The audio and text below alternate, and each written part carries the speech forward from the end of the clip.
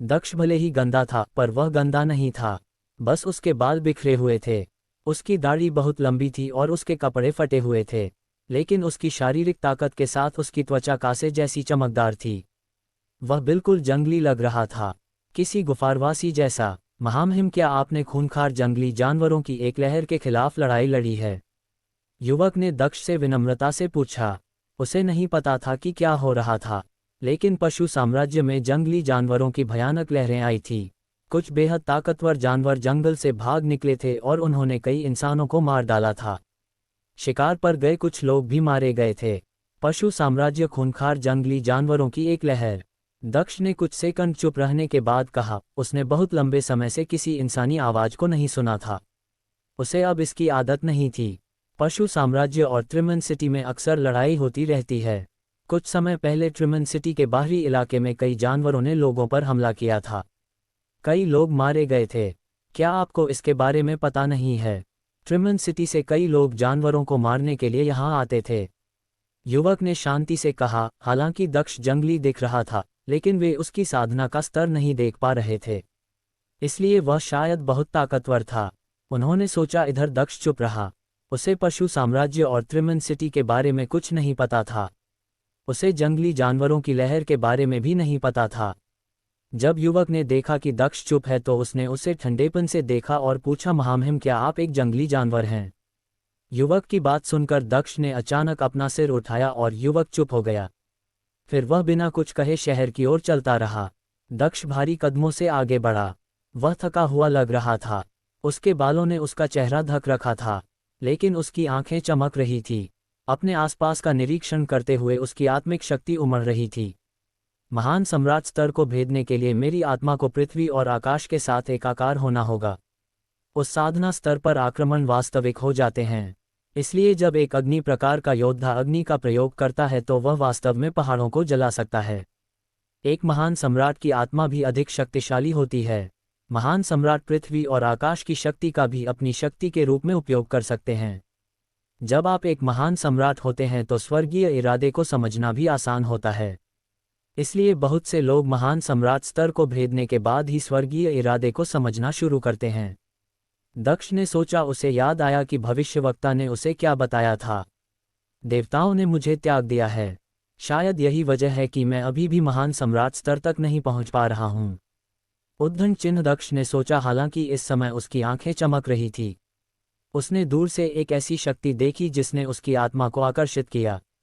वह जगह कौन सी है? उद्धरण चिन्ह, दूर तक देखते हुए दक्ष ने खुद से पूछा। उसने अपनी आत्मा को धरती और आकाश के साथ मिलाने की लगातार कोशिश की थी। वह मौके ढूंढता रहा, लेकिन सब व्यर्थ रहा।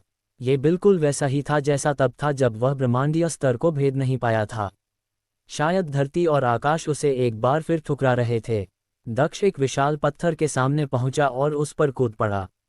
वह पैर मोड़कर बैठ गया और उसकी आत्मा का एक अंश हवा में बहते हुए दूर तक चला गया। दक्ष की आत्मिक शक्ति अब अत्यंत शक्तिशाली थी। वह जब चाहे अपना भौतिक शरीर छोड़ सकता था। बेशक उसे दूर तक देखने की सुविधा मिलती थी, लेकिन ये खतरनाक भी था। अगर उसका सामना किसी दुष्ट व्यक्ति से होता तो वह उसकी आत्मा पर हमला कर सकता था। महान सम्राट स्तर को भेदने के बाद जब एक योद्धा की आत्मा पृथ्वी और आकाश के साथ विलीन हो जाती थी तो शरीर छोड़ना बहुत आसान और अधिक उपयुक्त होता था। इन दिनों दक्ष अपने आसपास के वातावरण का निरीक्षण करने के लिए केवल आत्मिक शक्ति के कुछ अंश ही छोड़ता था। इस समय दक्ष की आत्मा का अंश ट्रिमन सिटी की गहराइयों में हवा की तरह बह रहा था। उसकी आत्मा जो कुछ भी देख रही थी वह उसकी दृष्टि के क्षेत्र में प्रकट हो रहा था। ट्रिमन सिटी एक प्राचीन शहर था जिसमें भव्य और शानदार इमारतें थीं। वहाँ की ऊर्जा अविश्वसनीय थी। वहाँ की लगभग सभी इमारतें महल जैसी दिखती थी और लोग शक्तिशाली थे। हर जगह साधना सम्राट दिखाई दे रहे थे। कई महान सम्राट भी थे और शहर लगभग असीम लग रहा था। दक्ष की आत्मा का अंश बहुत देर तक तैरता रहा। दक्ष हैरान था। ये कैसी जगह है? उसने सोचा। उसकी आत्मा का अंश किसी चीज की ओर आकर्षित हो रहा था। क्या वहां कोई खजाना है? दक्ष ने सोचा। दक्ष उत्सुक था, इसलिए उसकी आत्मा का अंश शहर में इधर उधर भटकता रहा। आखिरकार काफी दूर उसने एक किला देखा जिसके चारों ओर बैंगनी ऊर्जा बैंगनी बादल की तरह तैर रही थी। हालांकि उस किले के सामने कई काली इमारतें थीं जो दरवाजों जैसी लग रही थी। उनके ऊपर मृत्यु ऊर्जा बह रही थी। उन सभी में एक भयानक शक्ति थी और उन्होंने पूरे किले को घेर रखा था। वह ऊर्जा वैसे ही लग रही थी जैसी उसने डार्क शैडो पैलेस में देखी थी। दक्ष ने सोचा वह जगह क्या है। उसने उसकी आत्मा के अंश को आकर्षित किया था। बैंगनी ऊर्जा उसकी आत्मा के अंश को आकर्षित कर रही थी। यह एक रहस्यमय एहसास था। वहाँ बैंगनी ऊर्जा घनी और शक्तिशाली थी। ये संभवतः किसी शक्तिशाली समूह का क्षेत्र था। वहाँ कई योद्धा एकत्रित हुए थे। ऐसा लग रहा था जैसे वे बैंगनी ऊर्जा को महसूस करने के लिए वहाँ आए थे। इस समय कुछ लोग किले के बाहर खड़े थे। भीड़ में एक युवक भी था। कोई अपनी आत्मा का अंश लेकर यहाँ आया है। क्या विलक्षण प्रतिभा है। युवक के बगल में खड़े किसी व्यक्ति ने कहा, प्रभावशाली पूरे शहर में केवल गोल्डन इकोरिज के लोगों के पास ही बैंगनी आत्मिक ऊर्जा है जो बाद में आत्मा आकाशीय दीवारों में बदल जाती है जो त्रिमन सिटी को घेर सकती है। हो सकता है कि वह व्यक्ति बैंगनी आत्मिक ऊर्जा से आकर्षित हो। युवक ने ठंडी मुस्कान के साथ कहा, तो क्या हुआ? अगर ऐसा है भी तो भी बहुत से लोग हद से ज़्यादा लालची होते हैं। गोल्डन इकोरी के करीब पहुंचना अभी भी मुश्किल है। उस समय भाई सुनील ने गोल्डन इकोरी छोड़ दिया था और 9 द्वीपों के महाद्वीप की बैठक में भाग लिया था। वह शीर्ष 20 में रहे। वह बेहद ताकतवर है। सफ़ेद कपड़े पहने एक खूबसूरत महिला ने ठंडे स्वर में कहा। हालांकि जब उसने सुनील का नाम लिया तो उसकी खूबसूरत आंखें चमक उठी। आपको क्या लगता है कि उस आत्मा के अंश का स्वामी कितना शक्तिशाली है? किसी ने कहा, यह तो बस आत्मा का अंश है। मुझे नहीं लगता कि वह कोई महान सम्राट है। वह इतना घमंडी है कि गोल्डन इकोरिज के इतने करीब आ गया है। युवक ने मुठ्ठियां भीते हुए ठंडे स्वर में कहा। उसने तलवार की ऊर्जा छोड़ी जो आत्मा के अंश की ओर बढ़ी। दक्ष ने तलवार की ऊर्जा को महसूस किया। उसकी आत्मा का अंश कांप उठा और वह चकमा देने लगा। वह पास जाकर देखना चाहता था कि वहाँ क्या हो रहा है, लेकिन अचानक किसी ने उस पर हमला कर दिया। उसकी आत्मा का अंश एक आकृति में बदल गया और जमीन पर खड़े युवक को देखने लगा। हालांकि युवक ने भय चढ़ाई और अपना हाथ हिलाया। वह दक्ष की आत्मा के अंश को रोकना चाहता था, इसलिए वह तेजी से आगे बढ़ा। दक्ष की आत्मा का अंश जाने को तैयार था, लेकिन तलवार की ऊर्जा ने चारों तरफ से उसे घेर लिया। उसने आत्मा के अंश को तुरंत नष्ट कर दिया। बेवकूफ़, युवक ने ठंडे स्वर में कहा। वह ठंडे स्वर में घुराया और उसकी तलवार की ऊर्जा गायब हो गई। दूसरी तरफ इधर प्रिमन सिटी के बाहर एक चट्टान पर दक्ष ने अचानक अपनी आंखें खोली जो बर्फ जैसी ठंडी रोशनी से चमक रही थी। उसने एक भयानक मृत्यु का इरादा जाहिर किया। बहुत दूर जिसने अभी अभी उसकी आत्मा के अंश पर हमला किया था उसे मृत्यु के इरादे का एहसास हुआ और वह कांप उठा। कितना शक्तिशाली, उसने सोचा। ट्रिमन सिटी में बैंगनी ऊर्जा है और कुछ इलाकों में मृत्यु ऊर्जा है। ये जगह क्या है? दक्ष ने उन लोगों से ठंडे स्वर में पूछा। वे सभी लोग चौंक गए और उन्हें गहरा दबाव महसूस हुआ। उन्हें केवल दक्ष की आवाज़ सुनाई दे रही थी। वह यह महसूस कर सकते थे कि दक्ष बहुत शक्तिशाली था। उसका भौतिक शरीर बहुत दूर था, फिर भी वह उन्हें देख सकता था और उनसे बात कर सकता था। कितना भयानक! जैसा कि उम्मीद थी, किसी किताब को उसके कवच से आंकना समझदारी नहीं थी। दक्ष जंगली और डरावना था। ट्रिमन सिटी के शक्तिशाली समूहों में से एक गोल्डन इकोरेज। उस युवक ने कहा, ये बैंगनी बादल क्या है? दक्ष ने पूछा। बैंगनी आत्मिक ऊर्जा गोल्डन इकोरीज पृथ्वी और आकाश की बैंगनी आत्मिक ऊर्जा को त्रिमन सिटी के केंद्र में एकत्रित करता है।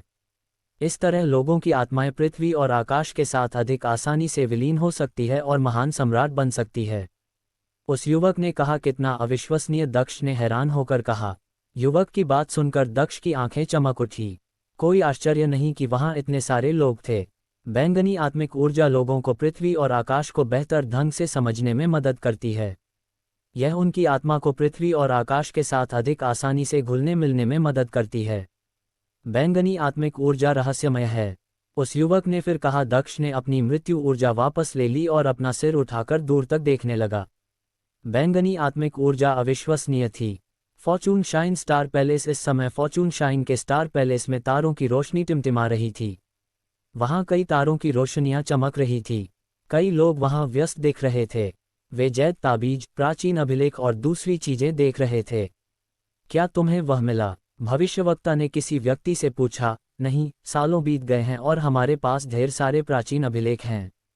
प्राचीन अभिलेख बिल्कुल भी व्यवस्थित नहीं है। वे बहुत बिखरे हुए हैं। हमें उन्हें व्यवस्थित करना होगा और बेकार प्राचीन अभिलेखों को हटाना होगा। मुझे अब भी उम्मीद है कि हम वह प्राचीन अभिलेख ढूंढ पाएंगे। उस व्यक्ति ने कहा। उसकी बात सुनकर भविष्यवक्ता ने सिर हिलाया और आह भरी, इतने साल बीत गए थे। जीशान दबाव में था। शीर्ष 10 योद्धा बहुत तेजी से आगे बढ़ रहे थे। दक्ष को छोड़कर वे सभी महान सम्राट स्तर तक पहुंच गए थे। दक्ष पहले से ही एक महान सम्राट जितना शक्तिशाली था, लेकिन वह महान सम्राट स्तर तक क्यों नहीं पहुंच पाया, यह एक रहस्य था। इसका एकमात्र कारण यह था कि वह एक निषिद्ध व्यक्ति था। यहाँ तक कि शाइन का नेता भी यह नहीं समझ पा रहा था कि दक्ष के साथ ऐसा क्यों हो रहा है। दुनिया में शायद उसके जैसा कोई दूसरा व्यक्ति नहीं था। इस बात को समझने के लिए कुछ शोध करना और प्राचीन अभिलेखों की जांच करना जरूरी था। दक्ष पहले से ही एक महान सम्राट जितना शक्तिशाली था, लेकिन वह महान सम्राट स्तर तक क्यों नहीं पहुंच पाया, यह एक रहस्य था। इसका एकमात्र कारण यह था कि वह एक निषिद्ध व्यक्ति था। यहाँ तक कि शाइन का नेता भी यह नहीं समझ पा रहा था कि दक्ष के साथ ऐसा क्यों हो रहा है। दुनिया में शायद उसके जैसा कोई दूसरा व्यक्ति नहीं था। इस बात को समझने के लिए कुछ शोध करना और प्राचीन अभिलेखों की जांच करना जरूरी था। हालांकि निषिद्ध व्यक्ति निषिद्ध लोगों को अन्य श्राइनों से बेहतर समझता था, फिर भी ऐसे लोगों के बारे में केवल किंवदंतियां ही बची थी। नौद्वीपों के महाद्वीप का इंपीरियल साम्राज्य निषिद्ध लोगों के बारे में आम लोगों से बेहतर जानता था। दुनिया में कई लोगों ने ये कहावत सुनी थी, लेकिन वे इसका अर्थ नहीं जानते थे। क्या आपने उन प्राचीन अभिलेखों को देखना शुरू कर दिया है जो कूड़ेदान में थे? भविष्यवक्ता ने कहा। हाँ, आधा साल पहले उस व्यक्ति ने कहा। फॉर्चून श्राइन बहुत लंबे समय से मौजूद था। उनके पास अनगिनत प्राचीन अभिलेख थे। इसी समय कोई दौड़ता हुआ भविष्यवक्ता के पास आया। भविष्यवक्ता ने मुड़कर उसकी ओर देखा और पूछा, पुराने दोस्त, इतनी जल्दी में क्यों हो? वह व्यक्ति फॉर्चून श्राइन का एक प्रमुख सदस्य था। मुझे मिल गया, उस व्यक्ति ने हाथ हिलाते हुए कहा। उसने भविष्यवक्ता को एक चमकदार वस्तु दी। उसे देखकर भविष्यवक्ता चकित रह गया और उसने तुरंत अपनी ईश्वरीय चेतना को उस वस्तु के अंदर डाल दिया। उसके अंदर बस एक वाक्य था। भविष्यवक्ता की सांसें तेज हो गई। उसने अपनी मुट्ठियां भी ली और वह वस्तु तुरंत गायब हो गई। भविष्यवक्ता का दिल जोर जोर से धड़क रहा था। उसकी आंखें चमकते तारों की तरह चमक रही थी। कोई आश्चर्य नहीं, भविष्यवक्ता ने गहरी सांस लेते हुए कहा। पर्पल स्टार क्षेत्र इधर। दक्ष अपनी जगह से उठा और त्रिमन सिटी में बैंगनी बादलों की ओर चल पड़ा। ऐसा लग रहा था जैसे वह धीरे धीरे चल रहा है, लेकिन असल में वह बहुत तेज था। गाड़ी के पहियों की तरह वे जितनी तेज चलते थे उतने ही धीमे दिखाई देते थे। कई लोग उसे साफ साफ देख भी नहीं पा रहे थे। वह बहुत तेजी से बैंगनी बादल की ओर बढ़ रहा था। इधर गोल्डन इको रिज के बाहर अभी भी बहुत से लोग थे। इसी समय ऊपर हवा में एक रास्ता दिखाई दिया। कुछ लोग गोल्डन इकोरी से बाहर आ रहे थे। थोड़ी देर बाद वे रुके और भीड़ की ओर देखते हुए कहा, आज गोल्डन इकोरी का खुला सत्र है। सभी चुने हुए लोग यहाँ आए। कई युवक आगे बढ़े और विशाल दरवाजे तक पहुंच गए। जिस युवक ने दक्ष की आत्मा के अंश पर हमला किया था, उसके साथ एक महिला और एक पुरुष थे। उस युवक ने कहा, हम मूनस्वर्ड संप्रदाय से हैं और गोल्डन इको रिज में दर्शन करने आए हैं। हाँ, मैं तुम्हें पहचानता हूँ। तुम्हें किसी टोकन की जरूरत नहीं है।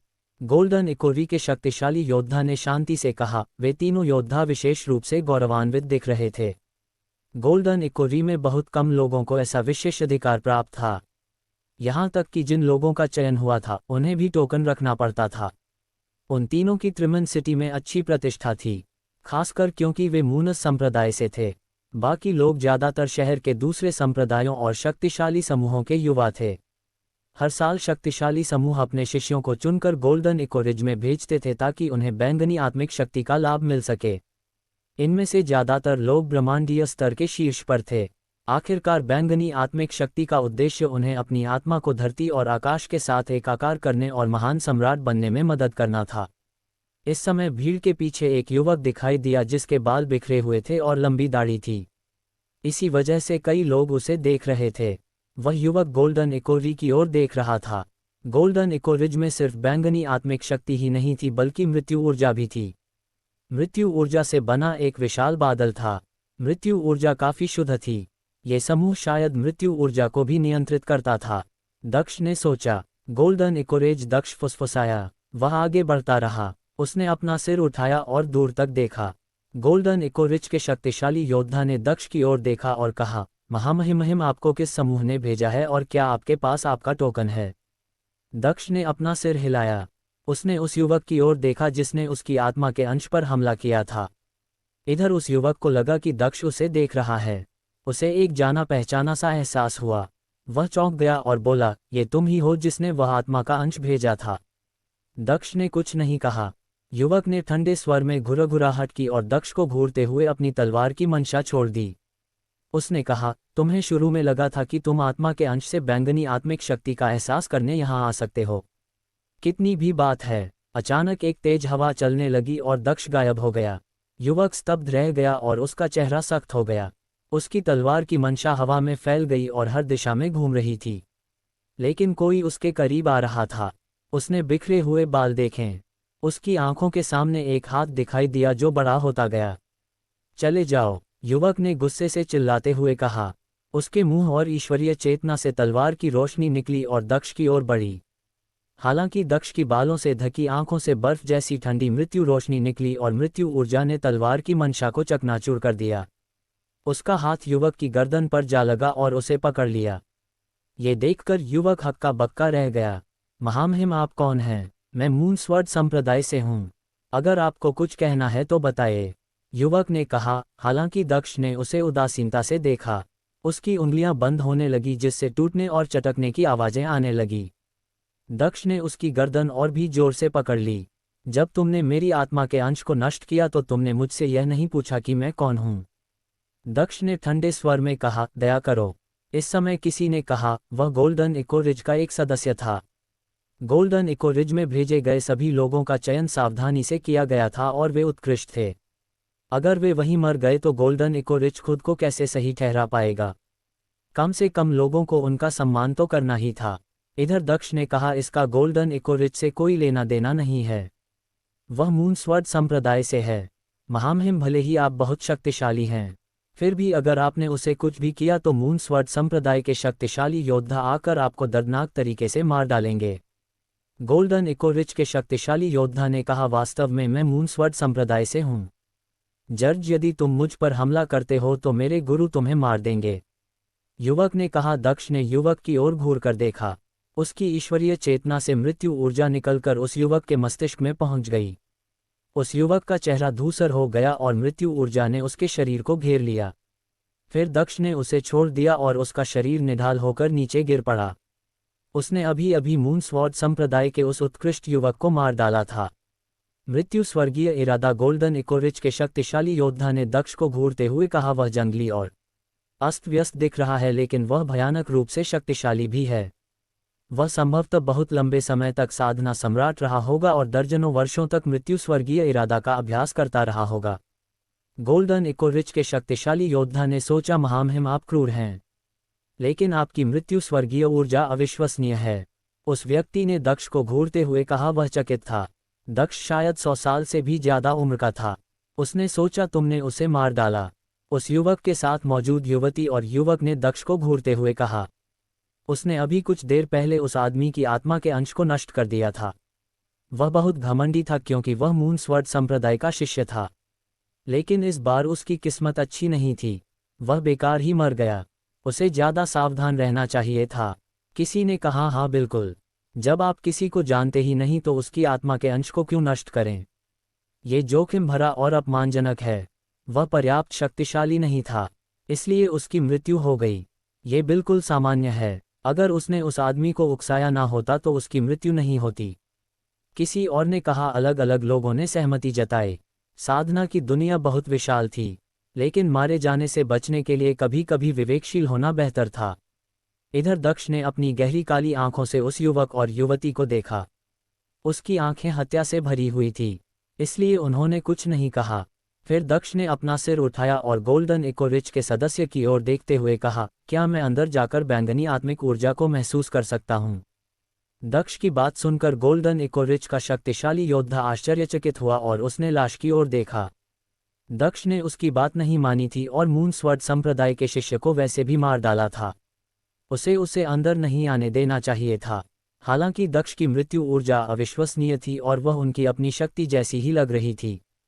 वह दिलचस्पी और कौतूहल से भर गया। ठीक है, तुम अंदर आ सकते हो, गोल्डन इको रिज के महान सम्राट ने शांति से कहा। उसकी बात सुनकर मूनस्वर्ड संप्रदाय के दोनों शिष्य चकित होकर उसे ठंडेपन से देखने लगे। वे मूनस्वर्ड संप्रदाय के शक्तिशाली योद्धाओं द्वारा दक्ष को मार गिराए जाने का बेसब्री से इंतजार कर रहे थे। मैं तुम्हें शरीर का निपटान करने दूंगा, बाकी लोग मेरे पीछे आओ। गोल्डन इकोरिच के महान सम्राट ने मूनस्वर्ड संप्रदाय के दोनों शिष्यों से कहा और वह सभी के साथ गोल्डन इकोरिज में प्रवेश कर गया। दक्ष ने उसका पीछा किया। वह बैंगनी आत्मिक शक्ति को महसूस करना चाहता था। क्या यह उसकी आत्मा को धरती और आकाश के साथ एकाकार करने में मदद करेगी? क्या यह उसे महान सम्राट स्तर को भेदने में मदद करेगी? उसने सोचा। गोल्डन इकोरिच के अंदर इधर गोल्डन इकोरिच का महान सम्राट भी को एक विशाल स्थान पर ले आया, जहां हर तरफ बैंगनी बादल छाए हुए थे। बैंगनी आत्मिक शक्ति उनके चारों ओर घूम रही थी और योद्धाओं को एक अदम्य अनुभूति हो रही थी। वे अपनी आत्मा को मुक्त किए बिना नहीं रह सके जैसा कि उम्मीद थी। बैंगनी आत्मिक शक्ति लोगों की आत्माओं को आकर्षित करती है। मुझे आश्चर्य है कि क्या कुछ होगा।